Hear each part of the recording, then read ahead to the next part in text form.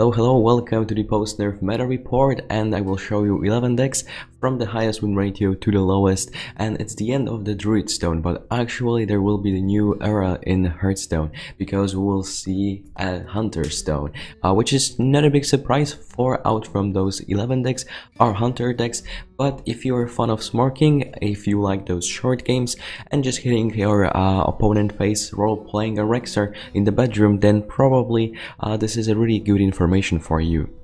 This is probably not a big surprise. Hunter is the best deck right now, especially the spell version. The idea behind this deck is to have a lot of secrets, plus also then Spellstone, one of the greatest cards, especially for this cheap cost. I mean, for 5 mana usually you will get a 12-12 split into 4 bodies, plus also on top of it you can generate more value with Deathstalker Rexer, Zul'jin and also Rock Dealer, but keep in mind that usually you do not want to play Zul'jin after the Deathstalker Rexer, especially in those control matchups, because you will change your hero power to something way weaker. But in matchups where you only care about the tempo, it actually makes sense. It's okay, because then Zul'jin will create a really huge board, give you a few secrets and a few more cards. Next, we've got a Resident Sleeper deck, but it actually performs pretty well because you can easily counter aggressive decks through board clears and also removal.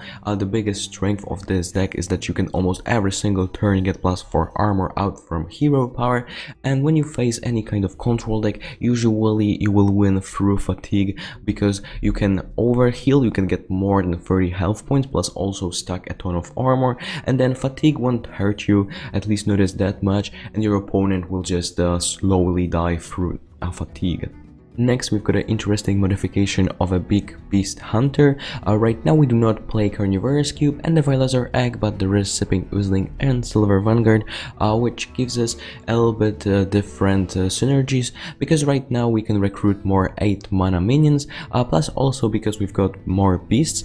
We've got not only Witchwood Grizzlies and King Crash plus Undasta, but also Charge the Vilazar. I think this is a really positive change, because right now we will be able to deal even more points of damage with Charge the Vilazar, because when you will recruit this, Battlecry won't trigger and you can just hit your opponent face. So I think this is great. You probably know this deck. This is ODK Paladin. We also have a lot of control tools and deck thinning mechanics, because then we will get to our combo faster. The idea behind this deck is to kill our opponent in 1 turn with Uther. Then we'll change our hero power to summon a horseman. When you will have 4 different horsemen, you win the game automatically. So that's the whole Exodia and the cool combo with this deck. The problem is that it takes a lot of time, but actually it's super consistent, and you can counter a lot of control decks, because you do not need to bring their health tool to 0. You can just play the Exodia, and against aggressive decks you've got a lot of healings, board clears and just removal to try to counter their plans. Remember that those horsemen should be different, and you need to get them, so basically you bounce them with the Ancient Brewmaster and also Solo.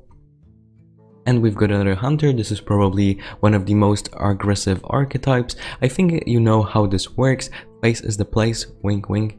Even Shamey is a still powerful archetype. The idea behind this is to generate huge wide board and then buff those things with Father with Alpha and also Flamethrower Totem. And we've got few ways how to also generate more value in the late game, and on top of it also CGen that benefits from the wide board. Another hunter deck, what could it be? But this is the cheapest deck and the cheapest version of hunter, so if you're on a budget, it makes a lot of sense for you to craft this deck, or maybe just test this out, because it performs really well. It's super simple. You just try to play on curve, develop those beasts, have a little bit of synergy, and when you do not have to trade, you just hit your opponent face. So this is a simple game plan and it performs really well, so just test this out.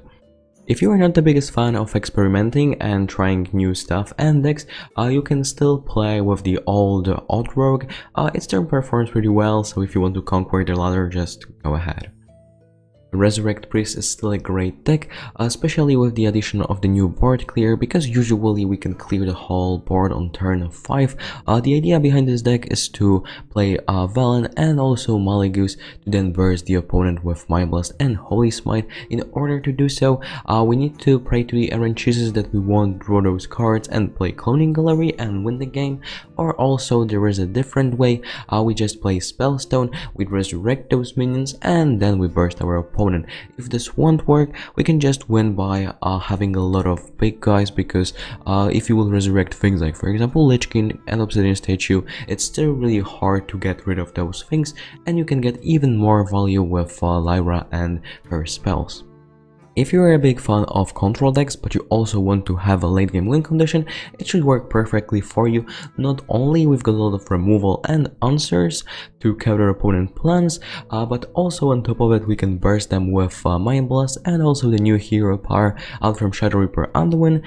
This is deal 2 points of damage and refresh every single time when you will play a spell, but first, before you will burst them, you can decrease their health points to 15, so then you will have guaranteed one turn kill. Finally, we've got the new archetype, which is Odd Mage. It actually performs pretty well against Hunter because we've got ways to deal with their Spellstone. We can just use Dragon's Fury, Blast Wave with the spell damage from the Black Kid, and also Slime Strike. The reason why I really like this deck is because it's not super controlish, it's not too aggressive, it's something between, and then those games won't take the eternity. Good news, we've got another cheap deck with a simple game plan. Trade only when you can get additional value out from it, otherwise just hit your opponent face.